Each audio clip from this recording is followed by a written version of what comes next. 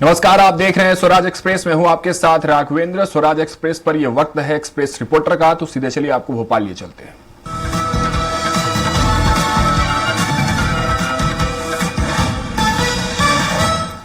11 से 26 जनवरी के बीच भारतीय जनता पार्टी प्रदेश भर में चलाएगी संविधान गौरव अभियान। अभियान के माध्यम से भारतीय जनता पार्टी कांग्रेस के 70 साल की इतिहास का जिक्र करेगी और बताएगी कि कितनी बार कांग्रेस पार्टी ने संविधान से छेड़छाड़ की है। 26 जनवरी को महू में राहुल गांधी के होने वाले कार्यक्रम का काउंटर भारतीय जनता पार्टी ने तैयार कर लिया है। भारतीय जनता पार्टी प्रदेश भर में 11 जनवरी से संविधान गौरव अभियान चलाने का निर्णय ले लिया है। यह अभियान भारतीय जनता पार्टी की तरफ से 11 से 26 जनवरी के बीच में पूरे प्रदेश में आयोजित किया जाएगा। भारतीय जनता पार्टी इस दौरान कांग्रेस की 70 साल की नीति की जानकारी आम जनता तक पहुंचाएगी। संगोष्ठियों के माध्यम से भारतीय जनता पार्टी ये बताएगी कि कांग्रेस पार्टी ने 70 साल में कितनी बार संविधान के साथ छेड़छाड़ की है और कितनी बार संशोधन किया है। भारतीय जनता पार्टी यह भी बताने का प्रयास करेगी कि आपातकाल कांग्रेस पार्टी ने ही लगाया था और पूरे देश की जनता उस दौरान किस प्रकार से परेशान हुई थी। संविधान गौरव अभियान के माध्यम से भारतीय जनता पार्टी राहुल गांधी के अभियान का काउंटर करने जा रही है। राहुल गांधी का भी अभियान 26 जनवरी को ही महू में होने जा रहा है। भोपाल से एक्सप्रेस रिपोर्टर के लिए संदीप मिश्रा। मध्य प्रदेश की मुख्यमंत्री लाडली बहना योजना के तहत हाल ही में बड़ा निर्णय लिया गया है। मध्य प्रदेश की मुख्यमंत्री लाडली बहना योजना के तहत हाल ही में एक बड़ा निर्णय लिया गया है, जिसके मुताबिक 1,63,00,000 महिलाओं को इस योजना से बाहर किया गया है। महिला और बाल विकास विभाग के अनुसार ये महिलाएं 60 वर्ष से अधिक आयु की हैं और इसलिए नियमानुसार अब उन्हें 1250 रुपए की योजना राशि का लाभ नहीं मिलेगा। इसके बाद जनवरी 2025 में अब 1,26,00,000 महिलाओं के खाते में ही 1250 रुपए की किस्त जारी होगी। इसको लेकर पूर्व मुख्यमंत्री कमलनाथ ने भी सोशल मीडिया एक्स पर कहा है कि मध्य प्रदेश में 1,63,00,000 लाडली बहना को इस योजना से बाहर कर दिया गया और बीजेपी सरकार इस षड्यंत्र को रचकर महिलाओं को इस योजना से बाहर कर रही है। हालांकि इस मामले में सीएम डॉक्टर मोहन यादव पहले ही स्पष्ट कर चुके हैं कि योजना को किसी हाल में बंद नहीं किया जाएगा, लेकिन कांग्रेस लगातार यह आरोप लगाती रही है कि बीजेपी सरकार की मंशा लाडली बहना योजना को खत्म करने की है। इस फैसले के बाद अब जनवरी 2025 से 1,26,00,000 महिलाओं के खाते में ही 1250 रुपए की राशि आएगी। एक्सप्रेस रिपोर्टर के लिए कुमार संदीप, भोपाल। भगवान शेष शाही नारायण के दर्शन करने के लिए बड़ी संख्या में विष्णु भक्त इंदौर के राजवाड़ा पर पहुँचे। इंदौर के राजवाड़ा में भगवान विष्णु जी की प्रतिमा भक्तों के दर्शन के लिए रखी गई। यहाँ बड़ी संख्या में श्रद्धालु भगवान के दर्शन के लिए पहुँचे। कई भक्त तुलसी दल लेकर भगवान को अर्पित करने के लिए पहुँचे।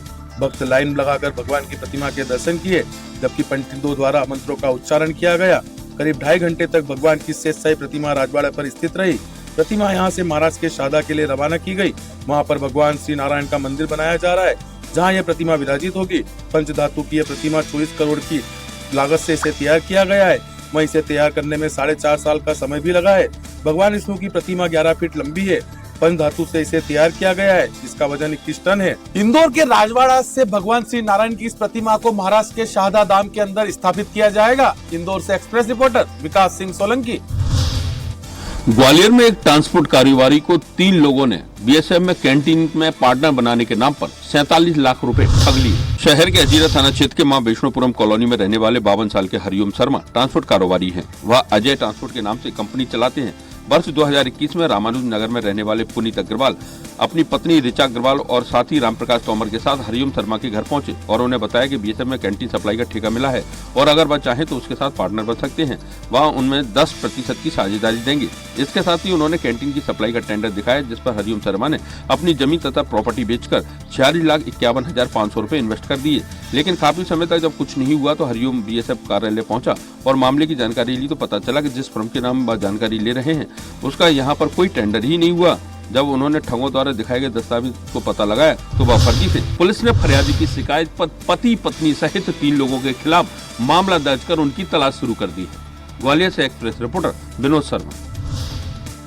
अनपढ़ और भोले भाले लोगों के बैंक खातों को धोखाधड़ी से हासिल करके साइबर ठगों को कमीशन पर उपलब्ध कराने वाले गिरोह के 12 सदस्यों को स्टेट साइबर सेल ने गिरफ्तार कर अदालत में पेश किया है। स्टेट साइबर सेल ने जबलपुर, मैहर, सतना के 12 लोगों को गिरफ्तार किया है। पकड़े गए आरोपियों में से 2 युवतियां और 10 पुरुष सदस्य हैं। ये सभी पकड़े गए आरोपी भोले भाले ग्रामीण लोगों के बैंक खातों की डिटेल और उनकी पासबुक उनसे हासिल कर लेते थे और उसके बाद फिर साइबर ठगों को ये बैंक खाते कमीशन पर उपलब्ध कराकर उनमें करोड़ों रुपए का ट्रांजैक्शन कर रहे थे। ये सभी ट्रांजैक्शन मनी लॉन्ड्रिंग और देशद्रोही गतिविधियों के लिए उपयोग में लाए जा रहे थे।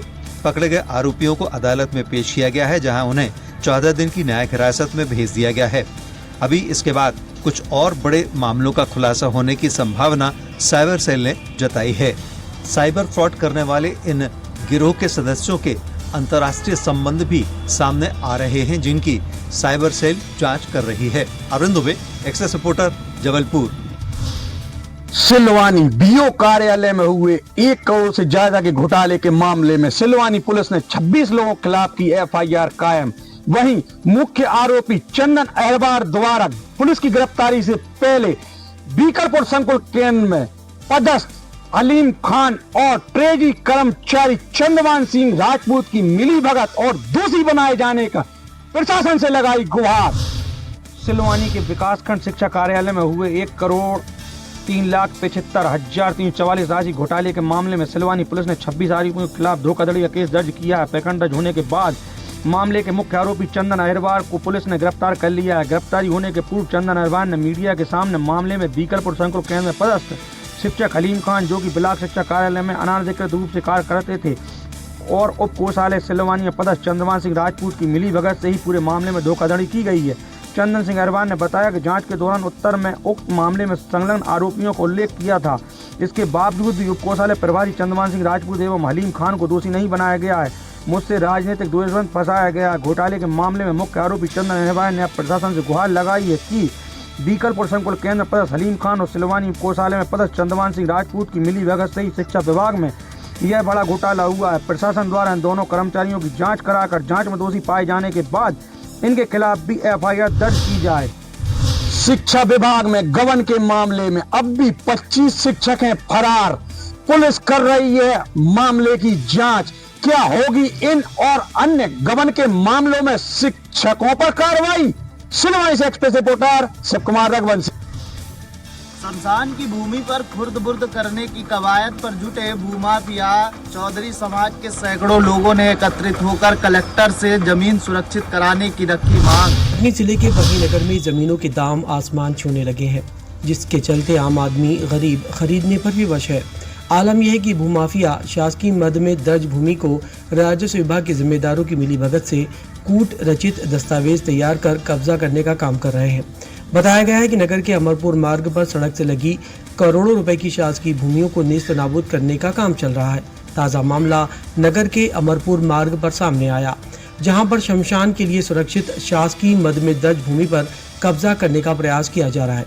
गांव के मिट्ठूलाल चौधरी, मंगल चौधरी, राजेश चौधरी, सुंदर लाल चौधरी सहित अन्य लोगों ने बताया कि हरिजन समाज के लोगों की 85 डिसमिल करोड़ों रुपए की भूमि शासकीय भूमि खसरा नंबर 920/1 को भू माफियाओं के द्वारा कब्जा करने का प्रयास किया जा रहा है। इसे लेकर हरिजन समाज के सैकड़ों लोगों ने कटनी कलेक्टर कार्यालय पहुंचकर भूमि को सुरक्षित करने की गुहार लगाई।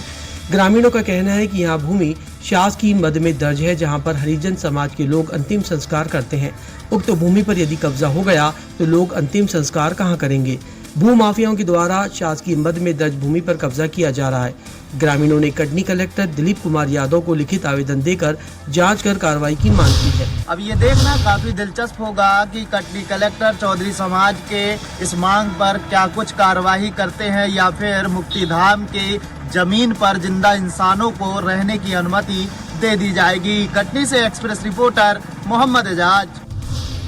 लटेरी के ग्राम मुरबास में वन विभाग के द्वारा की गई अतिक्रमण हटाओ कार्रवाई को लेकर अब सवाल खड़े हो गए हैं।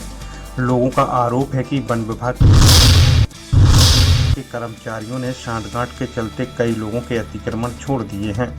जानकारी के अनुसार मध्य प्रदेश सरकार अतिक्रमण को लेकर सख्त नजर आ रही है। वहीं मध्य प्रदेश में कई जगह बड़ी मात्रा में अतिक्रमण हटाए गए हैं और इसी के चलते विदिशा कलेक्टर रोशन कुमार सिंह के निर्देशों पर लटेरी के ग्राम मुरबास में वन विभाग की सैकड़ों हेक्टेयर भूमि पर फैले अतिक्रमण को हटाने की कार्रवाई की गई है।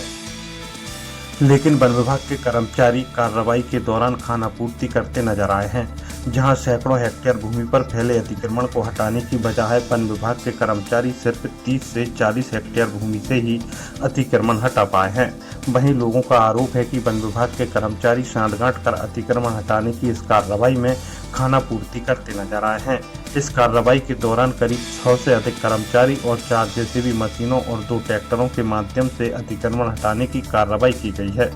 इस कार्रवाई के दौरान एसडीओपी अजय कुमार मिश्रा, तहसीलदार जगन प्रसाद सोर और वन विभाग के एसडीओपी मौजूद रहे। लटेरी से स्वराज एक्सप्रेस के लिए मैं विनोद सूर्यवंशी। उत्तर प्रदेश में भी कोरोना जैसा वायरस HMPV का पहला केस मिला है। राजधानी लखनऊ में 60 साल की महिला के अंदर ये वायरस डिटेक्ट हुआ है। कोरोना जैसे वायरस HMPV का यूपी में पहला केस मिला है। लखनऊ में 60 साल की महिला पॉजिटिव पाई गई है। बलरामपुर अस्पताल के निदेशक डॉक्टर सुधील चौधरी ने इसकी पुष्टि की है। महिला को बुखार था और सांस फूल रही थी। इसके बाद उसने स्वैब जांच के लिए एक निजी अस्पताल में गई, जिसमें रिपोर्ट पॉजिटिव आई। इसके बाद बुधवार रात महिला मरीज को KGMU में ले जाया गया, जहां से उन्हें बलरामपुर हॉस्पिटल रेफर किया गया है। वहां पर उनका इलाज चल रहा है। इसके पहले स्वास्थ्य महकमा ने इसको लेकर के अलर्ट जारी किया था। सिविल अस्पताल, बलरामपुर अस्पताल, लोकबंधु अस्पताल में इसके लिए स्पेशल रिजर्व बेड की सूचना दी गई थी और इसके प्रावधान किया गया था कि ऐसे केसेस को डिटेक्ट किया जाए और इनका इलाज किया जाए। लखनऊ से एक्सप्रेस रिपोर्टर घनश्याम निशान चौरसिया। अमरोहा जनपद में सिरकटी लाश मिलने से पुलिस प्रशासन में हकम बच गया। सूचना मिलते पुलिस मौके पहुंची। पुलिस ने सबको मोर्चरी पर रखवा दिया है। यह पूरा मामला गंगोला थाना क्षेत्र में तेगरी गंगा किनारे का है, जहां ग्रामीणों को गंगा में एक बोरा बहता हुआ दिखाई दिया। होने पर ग्रामीणों तुरंत पुलिस को सूचना दी, जिस पर पुलिस ने मौके पहुंची और बोरे को गंगा से निकलवाया। साथ ही बोरा खोलने पर उसमें एक युवती की सिरकटी लाश बरामद हुई। अनुमान लगाया जा रहा है कि युवती की कहीं और हत्या करके सबको बोरे में बंदकर गंगा में फेंक गया है। उधर इस मामले में सरकारी श्वेता भास्कर ने बताया कि बोरा गंगा बहता हुआ आया, जिसमें आशंका यही है कि युवती की कहीं और हत्या करके सबको गंगा में फेंक गया है।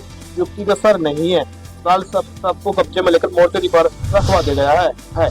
ये पूरा मामला गंगोला थाना क्षेत्र के तेगरी गंगा किनारे का है, जहाँ एक बोरा पीछे से बहता हुआ आ रहा था।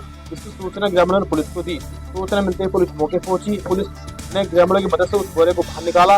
उसके अंदर खोलकर देखा तो उसके अंदर सिर कटी हुई लाश मिली। लगभग 25 वर्षीय युवती की सिर कटी लाश मिलने से पुलिस प्रशासन में भी हड़कंप मच गया। फिलहाल पुलिस सबको कब्जे में लेकर मोर्चरी पर रखवा दिया गया है। पुलिस ने आशंका जताई कि किसी व्यक्ति के पीछे से युवती की हत्या कर सबको गंगा में फेंक गया होगा। इस पूरे मामले में सरपंचियों का कहना है कि युवती के सबको कब्जे में लेकर मोर्चरी पर रखवा दिया गया है। मामले में अग्रिम कार्रवाई की जा रही है। Express reporter Kapil Kumar, Amroha. गांव में नहीं पहुंच पा रही है। यहाँ लोग दूषित पानी पीने को विवश है। यह रामकोला नगर का शास्त्री नगर वार्ड है। पहले पिडारी के नाम से यह गांव जो है था, लेकिन यहाँ लोग दूषित पानी पीने को विवश है। जिले के रामकोला नगर पंचायत का पिडारी गांव, जिसे अब शास्त्री नगर के नाम से जाना जाता है। इस गांव के लोग दूषित जल के सेवन करने से कई गंभीर बीमारियों से जूझ रहे हैं। एक और केंद्र और राज्य सरकार पीने के स्वच्छ पानी को उपलब्ध कराने के लिए हर घर नल योजना सहित गाँव में और नगरों में पानी की टंकियों का निर्माण कर रही है। लेकिन इन योजनाओं से रामकोला नगर पंचायत का शास्त्री नगर वार्ड अभी अछूता है। दशकों से दूषित जल का सेवन कर रहे यहाँ के निवासियों में पेट संबंधी बीमारी, लीवर, किडनी, हार्ट और खुजली, आंखों से कम दिखाई देने वाली बीमारी फैल रही है। अब देखने वाली बात होगी कि इन ग्रामीणों को शुद्ध पेयजल कब तक मिलता है या यूं ही दूषित जल पीने को विवश रहते हैं। कैमरामैन मणिंद्र के साथ Govind Patel, express reporter, Kushinagar. Bharatiya Janata party कार्यालय में आज मैराथन बैठकों का दौर देखने को मिला, जिसमें कोर कमेटी का बड़ी सम्मेलन और संविधान गौरव कार्यक्रम को लेकर बैठकें हुई, जिसमें नगरीय निकाय और त्रिस्तरीय पंचायत चुनाव को लेकर रणनीतियां तैयार की गई। भाजपा प्रदेश कार्यालय कुशाभाऊ ठाकरे में सुबह से ही बैठकों का दौर देखने को मिला, जिसमें त्रिस्तरीय पंचायत चुनाव और नगरीय निकाय चुनाव को लेकर रणनीतियां तैयार की गई। इसमें कार्यकर्ताओं पदाधिकारियों के साथ बैठक करके जिम्मेदारी सौंपी गई, जिससे सरकार की उपलब्धियों को लेकर जन जन तक पहुंचा जा सके। साथ ही पूर्व प्रधानमंत्री अटल बिहारी वाजपेयी के जन्म शताब्दी पर कार्यक्रम का आयोजन किया जाएगा। साथ ही संविधान गौरव कार्यक्रम के चलते अलग अलग कार्यक्रमों के माध्यम से जनता से जुड़ने की कोशिश भाजपा यहां पर करती नजर आएगी। साथ ही चुनावों को लेकर यहां पर समितियों का गठन किया गया है, जिनके द्वारा निचले स्तर तक कार्यकर्ताओं को जिम्मेदारी सौंपी जाएगी। बैठक में त्रिस्तरीय पंचायत चुनाव और नगरीय निकाय चुनाव को लेकर समिति का गठन किया गया। इन समितियों के द्वारा कार्यकर्ताओं को जिम्मेदारी दी जाएगी और निचले स्तर तक भाजपा अपने संगठन को मजबूत करने की कोशिश कर रही है। एक्सप्रेस रिपोर्टर के लिए रायपुर से गोपी कृष्ण साहू।